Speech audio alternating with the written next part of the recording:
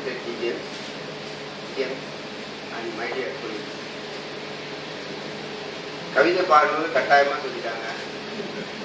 அது பாடமும் போனால் எனக்கே மனசில் ஒரு மாதிரி தான் இருக்கும். கண்டிப்பாக பாடணும். அதுக்கு முன்னாடி பக்கத்துக்கு வர்றதுக்காரங்களாம் வந்து என்னை வாழ்க்கையில் ரொம்ப சந்தோஷப்படுறேன். பிள்ளைகள் இது வந்தபோது நம்மளால் மாற்றிக்கொள்ள முடியாது, ஈஸியாக மாற்றிக்கொள்ள முடியல. இருப்பினும் இந்த ஜோனுக்கு நான் வந்த பிறகு நான் பயந்துட்டே வந்தேன். பெரிய ஜோனு, இது எப்படி நம்ம கண்ட்ரோல் பண்ண போகிறோம். சிஎம் பாஸ்கர் சார் கூட சொல்லுவார், என்ன சமாளிப்பீங்களா அப்படின்னு கேட்டு நான் சிரிச்சுட்டே பார்த்துக்கலாம் சார் அப்படின்னு சொன்னேன். அது ஒரு சந்தேகம் இருந்தது. ஒரு மாதம் பார்க்கலாமே, சத்தியா இங்கே இருக்கட்டுமே, என்னோட முன்னாடி இருந்தது, அது இருக்கட்டுமே சொல்லுவேன். ஓகே நானும் சரி சார், நோ ப்ராப்ளம்னு சொல்லுவேன். அப்புறம் என்ன நினைச்சாலும் தெரியல, ஒரு 15 நாள்லேயே அவர் வந்து காங்கிரஸுக்கு ரொட்டேஷன் இருந்தது. அப்போ எனக்கு தெரிஞ்சு சாருக்கு நம்ம மேலே ஒரு கான்ஃபிடன்ஸ் வந்துச்சு.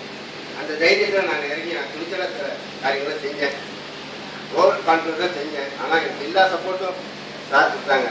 அது மறக்கவே முடியாது. என்னால் சப்போர்ட்டால தான் என்னால் இவ்வளோ நான் அச்சீவ் பண்ண முடியுதுன்னு நினைக்கிறேன். ஒரு சின்ன கவிதையா உரைநடையா என்னன்னு எனக்கு தெரியும். ஏன்னா நான் நல்லா தைரியமாக வந்தோம் பேச வந்தேன். என் தங்கை அவை வந்து என்னை ஒரு மாதிரி கலக்க வச்சுட்டாங்க.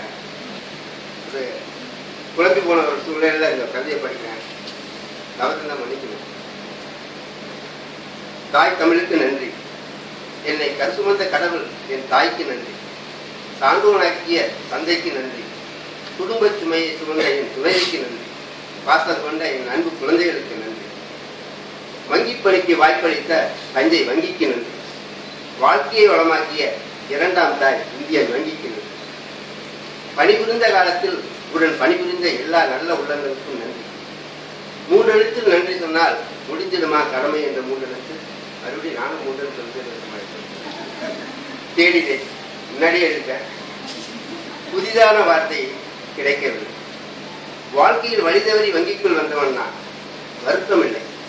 பாதை எதுவோ பயணம் சுகமாக வேண்டும். சுகமான சுமையாய் வங்கி சேவையை நினைத்தேன். என் வங்கி பயணம் நீண்டதாயினும் பணிபுரிந்த துறைகள் என்னவோ 3 தான். நங்கை நல்லூரில் கால் பதித்து 1000 விளக்கை கண்டு தருமபுரியை தொட்டுவிட்டு சென்னை வட்டாரத்தில் முட்டுவிட்டேன். இதோ இன்று பயணம் முடிந்தது. வாய்ப்பை தேடி போனதில்லை, வந்த வாய்ப்பையும் விட்டதில்லை. சவால்களை தலாம் போட வைப்பதில் எனக்கு கொலை வெறிங்க. பேர் சொல்லும் பிள்ளையாய் வர நினைத்தாய் என் அன்னை. என் பேர் சொல்லாத கிளை இதுகோ சென்னை தவிர்த்து இல்லை என்ற நிலைக்கு நன்றி. தலைகீழமாக தோன்றினால் தயவு செய்து மன்னிக்கவும். அது என் தமிழ் தந்த துணிவு. தெரியாது என்று சொல்ல தெரியாத காரணத்தால் EDP என்னை தத்தெடுத்தது.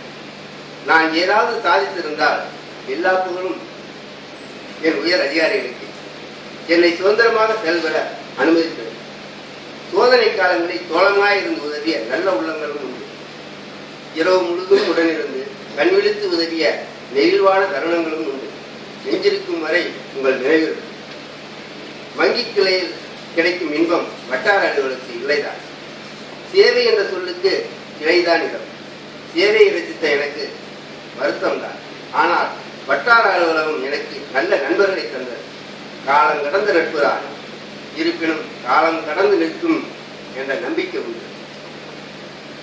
தனியாக பெயர் விடுத்து நன்றி சொல்ல ஆசைத்தார். அண்ணா சொன்ன மாதிரி ஏக்கத்துல பாதி தூக்கத்துல பாதின்னு எல்லாரும் வீட்டுக்கு போறாங்க, மொத்தத்தில் இருப்பீங்க.